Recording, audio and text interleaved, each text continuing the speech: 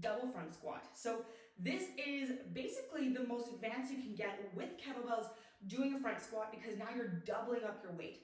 Again, as per usual, when it comes to doubles, if you have two of the same weight, great, utilize them. If you don't, unilateral work, or aka different weight sizes on different sides of your body, is not the worst thing. It will challenge your body in a very different way to keep balance and keep connection to your core.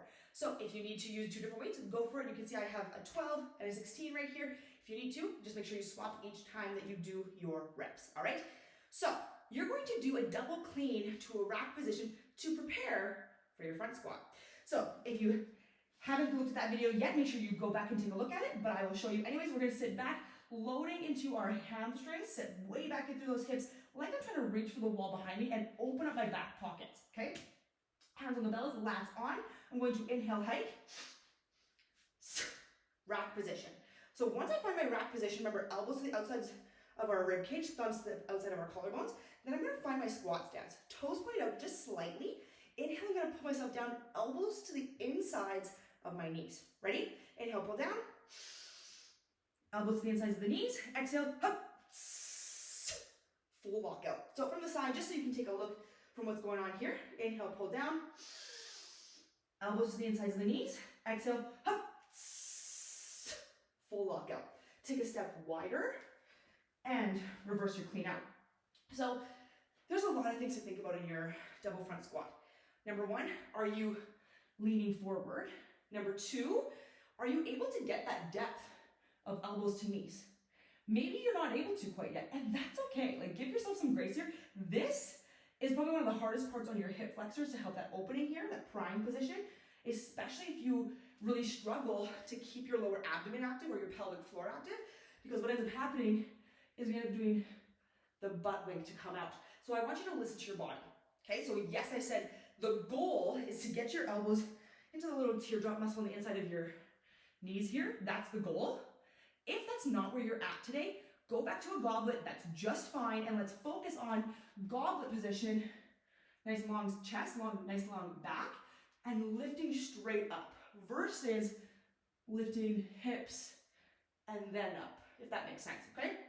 Because when you do hips and then up, aka the bar star, if you will, then you are going to put all the weight into your low back. So really pay attention to that, okay? The last thing I want you to focus on is your breathing. Did you notice my breathing in that one? A little bit obnoxious, intentional, and I want you to do the same thing.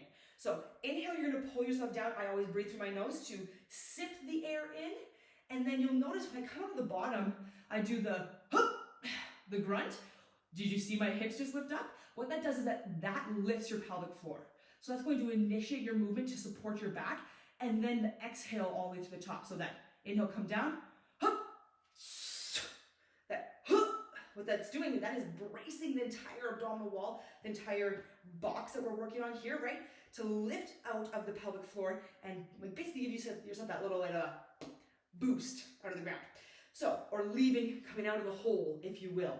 So be mindful of your breathing, be mindful of your natural bottom end of your squat, or the being in the hole. Where is your natural position? Are you here? Are you here? Where are you? What's going on? And if you're like, I have no idea why I'm doing this, send me a video, let me know. I want to help you, all right? But that is your double front squat. I will show you just two more so that you can keep that in the back of your mind while you do this, all right? So last little visual, and then I will let you go. So when you're ready, you're going to inhale, hike,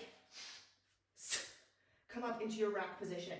From there, you're going to come down into your squat. Inhale, pull down, grunt to lift, exhale to come up. One more, inhale, come down. Elbows to the insides of the knees. Grunt to initiate, exhale to lift. Come all the way up.